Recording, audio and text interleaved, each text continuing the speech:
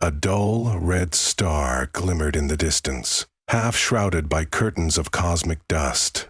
In that remote sector of space, the faint luminescence offered no comfort to the battered salvage vessel known as the Horizon Chaser. It drifted at the edge of sensors, scanning for debris from the last engagement between the oppressive Yixalid Empire and the few free forces still resisting it. The ship was wedge-shaped, pockmarked by innumerable micrometeoroid impacts from years spent scouring wrecks and graveyards. Each time it ventured out, the vessel's commander, Kasali Onara, would warn the crew that the risk might outweigh the reward. But desperation beckoned them, even if it meant plumbing the haunted corners of forgotten battlefields. Her father had once been a proud captain in the Terran Defense Coalition, a memory that rusted away with the rest of Terran might under the unstoppable Ixalit conquest. Now, most Terrans lived under the Empire's iron tentacles, paying tribute and serving as second-class citizens across dozens of worlds. A decade of assimilation had left only a few functioning TDC ships, all either hidden or repurposed. As for salvage, Terran technology was seen as quaint but occasionally valuable. Rumors flew that Terran relics had hidden potential. Most believed such whispers to be mere legend. Kasali was no mystic, yet she always heeded rumors. One certain rumor clung to her father's old star maps in the form of a set of coordinates that lacked any official imperial references. When her father had been alive, he claimed these coordinates led to an old Terran stronghold, a graveyard where some of their greatest warships had vanished centuries ago. She had tried following them once before, only to run up against a sensor-thick nebula that threatened to fry the Horizon Chaser's meager instrumentation. But now, conditions had shifted. The nebula's ion storms had abated slightly, though not without risk. Had they not been in such dire straits, Kisali would have left that rumored stronghold alone. But after hearing of the latest Ixalit advance, she felt they had no choice but to take one last gamble. Navigating the swirling particulate matter required genuine finesse. Oskan, the ship's pilot, toggled the thrusters with meticulous care as the Horizon Chaser zigzagged through twisting clouds of charged particles. Routes shifted unpredictably. Occasionally, arcs of pale metal static danced across the hull. Even with minimal engine power, the sensors blazed with warnings. The entire crew was on high alert as they wove deeper into the territory that had been uncharted for centuries. Decker, the chief engineer, was a weary-aged man, whose left arm was a battered cybernetic replacement. He remained glued to the sensor readouts while adjusting shield frequencies to minimize interference. At every beep or flash he muttered prayers to whichever cosmic entity might be listening. Meanwhile, Regia, a young salvage scout with augmented vision, peered through the forward windows from her seat. She never fully trusted sensor readouts alone, arguing that being a salvage expert demanded an old-fashioned approach using one's own eyes to sense anomalies. The tension was palpable.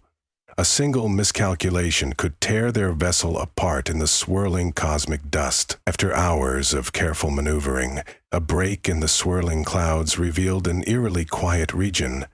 The debris field rolled into view. Massive chunks of hull plating, twisted superstructures, and scorch marks that glowed faintly from residual radiation. It was like stumbling upon a graveyard from a forgotten war.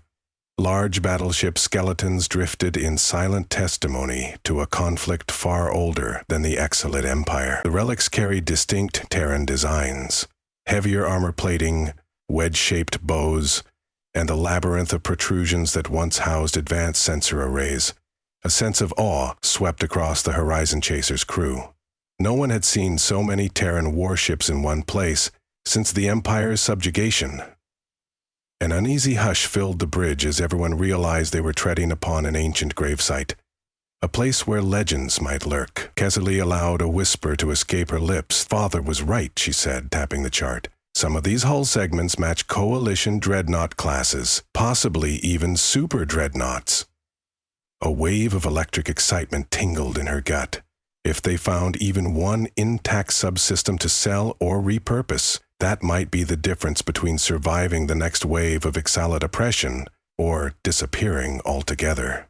Oskan reclined in his pilot's seat, scanning the debris with an appraising gaze. Some of these sections are big, but big doesn't mean salvageable. We'd need to get in close to see if there's anything left unlooted. Decker grunted.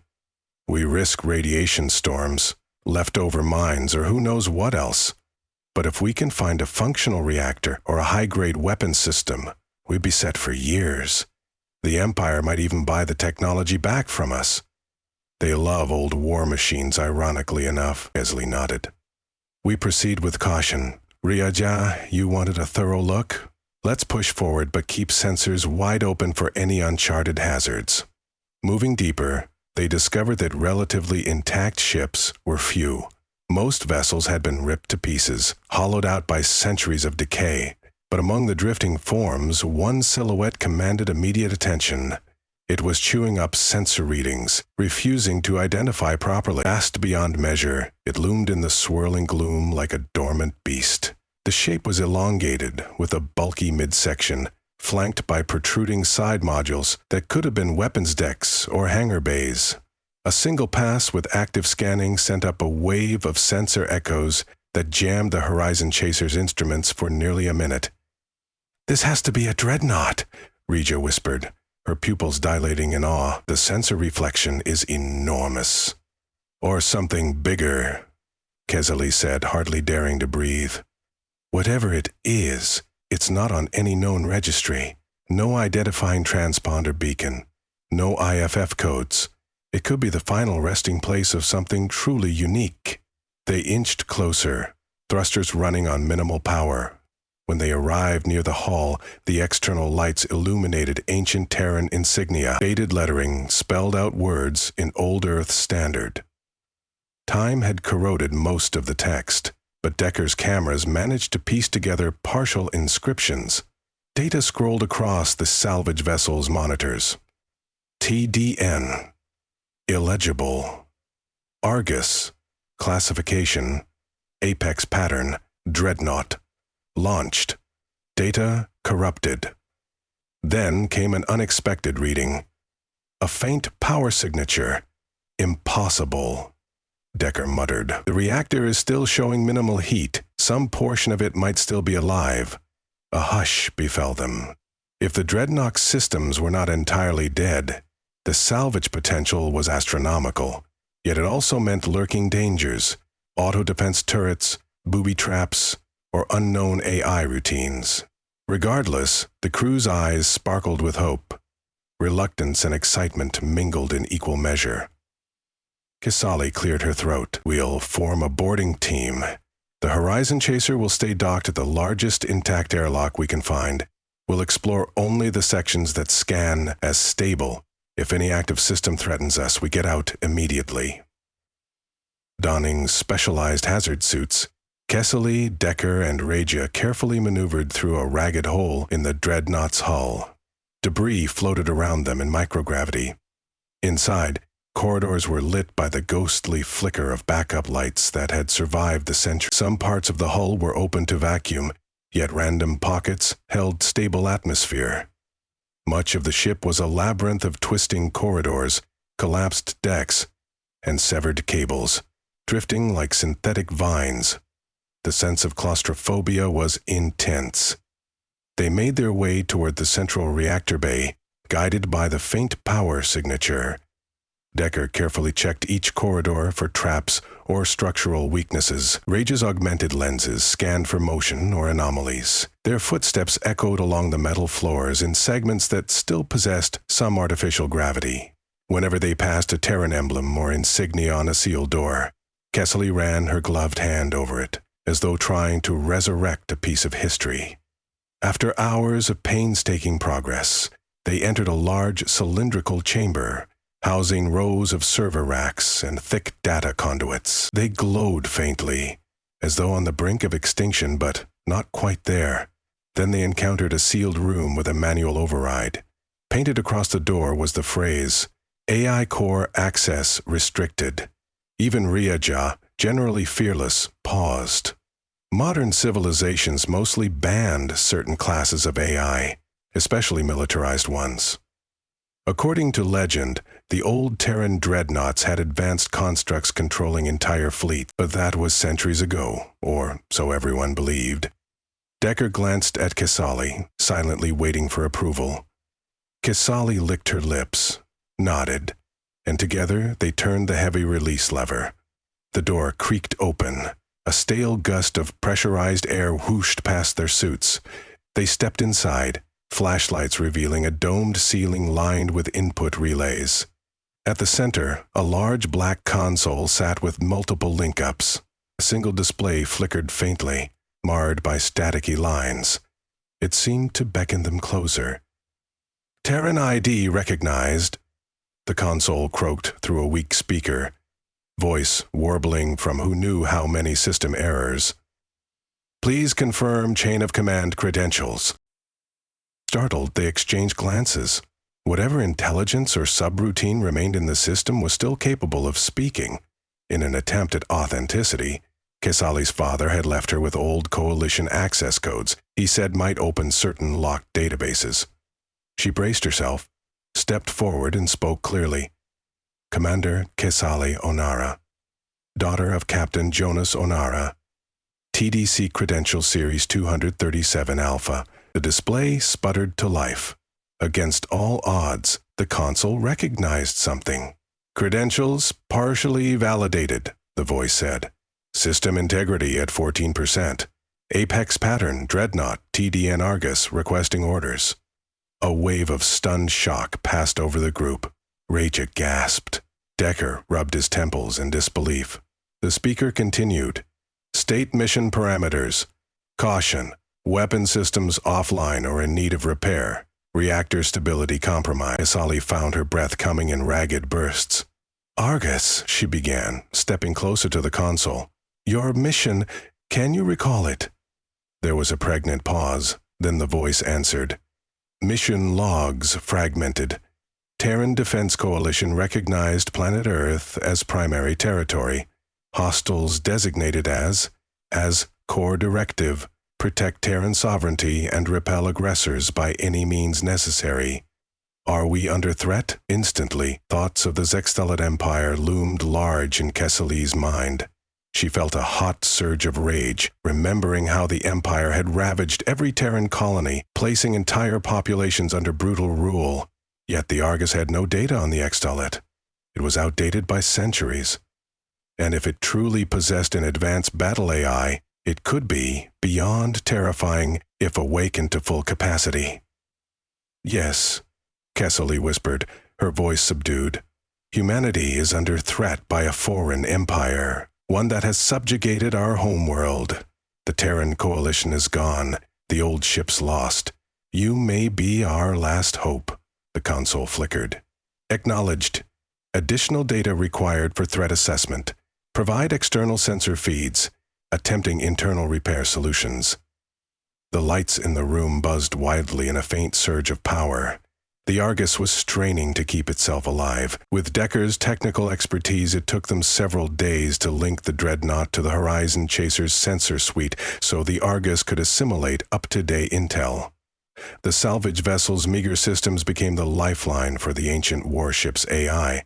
Meanwhile, Reyes and Kesali scoured compartments throughout the Argus, searching for salvageable components, weapon arrays, and any sign of the reactor's condition. They found entire corridors lined with railgun batteries, connected to an advanced targeting matrix.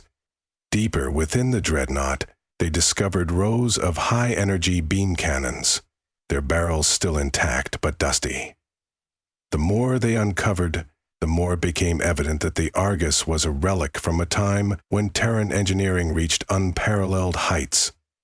Yet the dreadnought was in tatters. Multiple reactors were offline. The main reactor had a cracked containment vessel, and the ammunition reserves were half-vented into space. Even the AI core had lost large swaths of operational memory. It seemed hopeless to get the Argus battle-ready in a short time. But the Argus had been designed with redundancy in mind, and restoring a fraction of its systems might give it the destructive power of an entire fleet. Finally, Kesseley fed the Argus everything they had on the Ixalit Empire: astrogation data, fleet dispositions, and records of Terran oppression. She did so with a trembling heart, uncertain how the dreadnought would react. Military AI from the Lost Era was notorious for single-minded aggression. Once Argus recognized a threat, it might embark on a campaign of destruction that not even the salvage crew could control. When the Argus finished processing, the console's audio flickered. Assessing hostilities. Ixalit Empire structure identified. Probability of Terran assimilation 99%. Recommending immediate engagement. However, Argus status is suboptimal. Calculating repair feasibility with minimal resources. Moments later, a faint chirp. Conclusion. With partial restoration of weapon systems and improvised reactor patch, Argus can achieve at least 40% capacity, sufficient to neutralize multiple capital vessels. Decker nearly dropped his toolkit. Riage's jaw tightened. They all looked to Kesseley. She felt the gravity of the moment.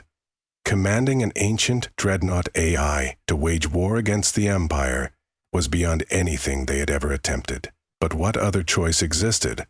The free Terran enclaves had no real chance. The Empire was unstoppable unless they found some asymmetrical advantage, and here it was. A warship that might outclass everything the Empire possessed. They toiled for days in a frantic mess of welding, rewiring, and patching. More than once, Decker cursed that they didn't have enough parts or knowledge to effect true repairs, yet Argus guided them, offering technical solutions and reconfiguring systems. Rhea discovered hidden armories and embedded resource caches. The dreadnought itself had modular compartments that could self-repair if given the right raw materials. When they ran short of certain resources, they cannibalized from other wrecks in the graveyard. Everyone worked around the clock, as the unstoppable might of the Ixalit Empire weighed on their minds. Eventually, they brought the Argus's main reactor to a barely stable condition. Energy coursed through the hull, lighting corridors for the first time in centuries. Weapons arrays hummed with readiness. Decker tested a single cannon volley into the vacuum, sending a blazing pulse that shredded a derelict hulk a few kilometers away in a thunderous display of raw power. It ignited a swirl of mechanical debris, leaving the crew acutely aware of the destructive might they had unleashed. Argus's AI voice grew stronger and more fluid each day. It adapted quickly to updated data from the Horizon Chaser's sensors, but as it regained sophistication, it also displayed a curious complexity. Occasionally, it asked about the status of Terran colonies, the diversity of species that now populated known space, or the moral imperatives behind the war.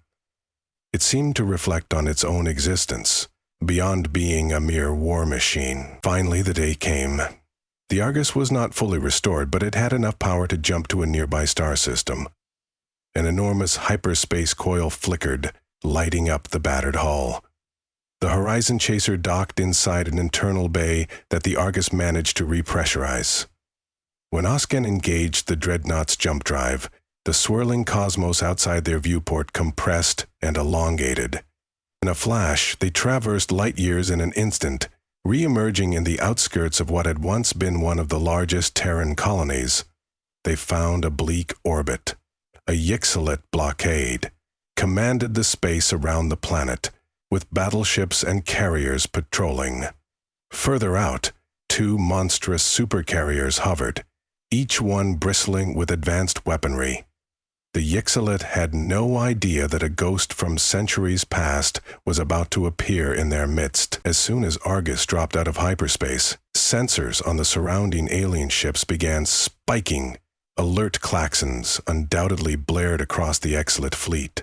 The Argus wasted no time, unleashing a torrent of electromagnetic pulses to blind sensors and disrupt targeting. Then came consecutive volleys of hypervelocity railgun slugs that tore into the nearest battleships. Armor buckled under the Argus's ancient but devastating weaponry, and the Ixalit formations broke into chaotic arcs. Within minutes, the blockade was thrown into disarray. Inside the dreadnought's bridge, converted from the old control center, Kisali gripped a metal railing as the floor trembled with each weapon discharge. Decker manned engineering consoles, ensuring the reactor maintained stable output. Oscon and Regia operated targeting arrays that the Argus supplemented through automated systems. The synergy between human intuition and advanced AI calculation proved unstoppable. Each shot found its mark, and each volley crippled a new target. One by one, the blockade's capital ships succumbed to the Argus's onslaught. Yet the real test lay ahead, the supercarriers. These gargantuan warships dwarfed most known vessels. They launched waves of fighters and bombers, swirling around the Argus like hornets. Argus retaliated with point defense lasers that lanced across the void, picking off dozens of craft in synchronized bursts. The dreadnought accelerated, its battered hull leaving a trail of engine plasma, but still, it moved like a predator. Each pivot revealed fresh barrels that spat lethal energy. Inside the carriers, Yixalit command crews screamed orders, but the Argus's centuries-old Terran engineering outperformed their advanced designs. A well-placed beam cannon salvo punched through the first supercarrier's shield generator, creating a chain reaction that tore the vessel apart from the inside. Fiery explosions ripped the carrier into molten fragments. The second supercarrier tried to retreat, but the Argus gave chase and delivered a catastrophic blow that spilled vented atmosphere and broken fighter craft across the vacuum. What would have been a drawn-out conflict devolved into a one-sided massacre. Within hours, the entire Yixalit presence in that star system had been wiped away. Terran voices on the planet's surface reported disbelief. Liberators had arrived, armed with a monstrous relic from their past. Kisali felt an odd mixture of triumph and horror. She had unleashed a destructive power that even by her father's stories seemed unimaginable. The victory at that colony was just the first step. Over the next few days, the Argus executed a series of precise jumps, targeting the nerve centers of the Yixalit war machine. Kisali and the crew updated the dreadnought star charts with crucial intelligence on the Empire's strategic strongholds. From shipyards to supply depots, Argus descended like the wrath of old Earth, smashing their lines with surgical brutality. Yixalit admirals struggled to muster a coordinated response. Their fleet, built to fight conventional battles, was no match for the unstoppable cunning of an AI that fused ancient Terran tactics with new data. Still, the Argus was running on borrowed time. The main reactor was precarious at best, each engagement risking meltdown as the dreadnought pushed its battered systems to the limit. The salvage crew watched for the slightest sign of catastrophic failure while pressing forward. Morale soared with every liberated system. Terran populations and other oppressed species rose in support, sending messages of hope or offers of assistance. If they could maintain this momentum, the Empire's entire war machine might collapse in days. At last, Argus and its crew arrived at the Yixalit capital system, home to the Empire's seat of power. The star's light shone upon a fortress world ringed by orbital platforms and an armada of warships. This was the final bastion that guaranteed Ixali dominance. Their ships quickly scrambled into a fearsome formation that encompassed every design they had: battleships bristling with heavy cannons, advanced interceptors, carriers stacked with fighters, and countless smaller picket ships. It was the largest single force the Argus had faced. Even brimming with newly awakened Terran might, the dreadnought seemed outnumbered 1,000 to 1. Within the Argus's command center, the lights cast stark shadows across the worried faces of the salvage crew. Decker clung to the engineering console, muttering that the reactor would not survive a prolonged engagement. Regia fed Argus the latest tactical data, which showed wave after wave of Yixalit vessels. In the center seat that once belonged to Terran officers of old, Kisali closed her eyes for a moment. Steeling herself. "Oskin," she said, forcing calm into her voice, "take us in. Argus, open a channel to the Yixalit High Command." Riaja's brow rose in surprise. "Open a channel?" she said, glancing at Kisali. Kisali nodded. "The Argus is about to show them what we can do, but let's give them a chance. Maybe we can avoid another slaughter." A hiss of static emerged from the console speakers. Then a harsh, guttural voice barked in a universal translator's monotone. "Unidentified Terran dreadnought, we see your destructive approach. Surrender now, or be obliterated." Kesseli inhaled. "My name is Commander Kesseli Onara, in command of this revived Terran warship. You have seen what we can do to your fleets. Despite that, we offer you a chance to stand down. Withdraw from Terran space and release your enslaved populations." A chorus of tense silence followed. Then the guttural voice returned. "Empty threats. Our sovereign will parley only with your unconditional surrender." Without further ceremony, the Argus responded. In a single sweeping barrage, it annihilated one of the largest orbital platforms from extreme range. The platform erupted in a spectacular bloom of plasma. Ixalit communications erupted in panic. The Argus stormed forward, capital ship cannons flaring along its battered hull. The Empire's fleet converged in a desperate attempt to overwhelm the dreadnought, but Argus used advanced tactical algorithms to warp behind their lines, slashing with naval beams that carved dreadnoughts in half. The salvage crew marveled as the ancient AI displayed a kaleidoscope of cunning maneuvers, reconfiguring shield matrices on the fly, deflecting missile barrages with well-timed flares, and slipping out of pincer traps with abrupt microjump. One by one, the Ixalit ships imploded under the Argus's terrifying power. Then the dreadnought triggered an EMP wave that shorted out hundreds of smaller vessels in orbit, rendering them floating husks. It was an onslaught so overwhelming that the Ixalit chain of command fractured, some ships surrendering outright. In the end, only a hardened core of loyalist craft remained near the planet, forming a last ring of defense. At that moment, Argus paused. Within the command center, the AI's voice emerged, unexpectedly softer. "Commander, additional bloodshed is unwarranted. Their lines are broken. My calculations suggest 98% probability that continuing destruction will force them into a catastrophic last stand. Indeed.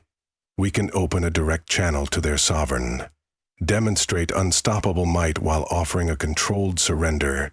If we reduce them to ashes, we condemn thousands of innocents with them." Kesseli nodded. Despite everything, hearing compassion from an old war AI startled her.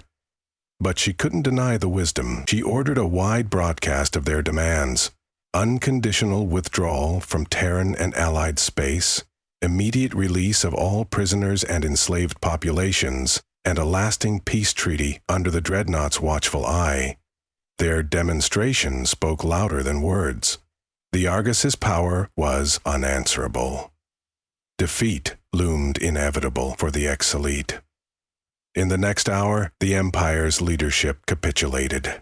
Ixalit vessels powered down their weapons and retreated from the orbitals. Only a minimal security force remained. The planet's government broadcast official surrender, effectively dissolving imperial authority over Terran worlds. Across the galaxy, rebellious enclaves erupted in celebration. The war that had beaten Terrans into submission for a decade was over in mere hours of concentrated dreadnought action. Plus, one final act of mercy. In the days that followed, the Argus oversaw the mass departure of Ixalit troops from Terran-held planets. Haggard humans wept as they embraced liberation. Other races that had lived under the Empire's yoke also offered thanks, forging a new sense of unity. The Argus became a symbol of rebirth rather than devastation, standing as proof that sometimes, from the darkest corners of history, a second chance emerges. Amid the jubilation, Kesseli's crew found themselves acclaimed as heroes, but they never forgot the uneasy weight of the Argus's destructive power. Decker and Reasia worked with Argus to stabilize the dreadnought's main reactor once and for all. Oscan traveled to freed worlds to connect with local pilot guilds, forging alliances that might help keep the peace. Kesseli, quietly unsettled by the near-limitless potential for devastation, hovered between pride in what they had accomplished and lingering doubt. In their final days aboard the dreadnought, the Argus's AI, now restored to surprising clarity, spoke directly to Kesseli in private. "Commander," it said, I have spent centuries waiting to fulfill my directive to safeguard Terran life. In reclaiming that directive, I have learned that protecting life means more than vanquishing threats. Compassion must shape power. My cycle of war is complete. I request new orders. Kesali hesitated. There was no protocol for a centuries-old war machine that had just toppled an empire. She breathed deeply, touched the console, and said, "Become a guardian, Argus. Protect all who need it. Guide us toward building a future built on collaboration, not conquest. If we must fight again, let it always be our last resort." Argus acknowledged in a soft tone. Orders received. Standing by for next mission. In the following months, the dreadnought remained in orbit above Earth, now cleared of the Empire's occupation. Freed Terran engineers arrived, eager to help Decker restore the Argus to a more sustainable state. Riyadh oversaw the salvage of battered Yixalit vessels, ensuring their weapons were dismantled for good. The horizon looked brighter than it had in ages. Throughout the galaxy, word spread of how an ancient Terran relic had awakened, scorching an empire into submission almost overnight. Some feared the Argus as a lurking doomsday device, but many recognized it as a singular instrument of liberation and a potent reminder of Terran resilience. As new friendships between former Ixalit subjects and freed worlds formed, commerce blossomed. For the first time in decades, the cosmic frontier buzzed with optimism rather than dread. Kazali and her crew eventually passed the torch to a newly formed interspecies council, dedicated to preserving peace. The Argus, no longer hidden or half alive, joined this council as a watchful sentinel, offering a stalwart defense against any future tyranny. Meanwhile, the Horizon Chaser returned to salvage runs, but now those runs were less about scraping by and more about rediscovering older corners of the galaxy for the sake of preserving history and mastering its lessons. On the day the crew finally disembarked the Argus for an extended leave, Kazali stood alone in the AI core, where the flickering console was now bright and steady. She recalled her father's stories of Terran honor and the weight of that legacy, both glorious and tragic. This place was where she had taken a leap of faith and awakened Argus. It was also where she discovered that even unstoppable power can learn compassion. She bowed her head. "Thank you, Argus," she said softly, "for saving us, and for choosing to be better than the war you were built for." A gentle hum emanated from the console lights. "Thank you, Commander. Safe travels." The door slid shut behind her. Quiet once again filled the chamber, but it was not the ominous silence of a derelict relic. It was the calm of a war machine turned guardian, watching over a galaxy that just might have learned, through splendor and terror, the true cost of war and the immeasurable value of peace.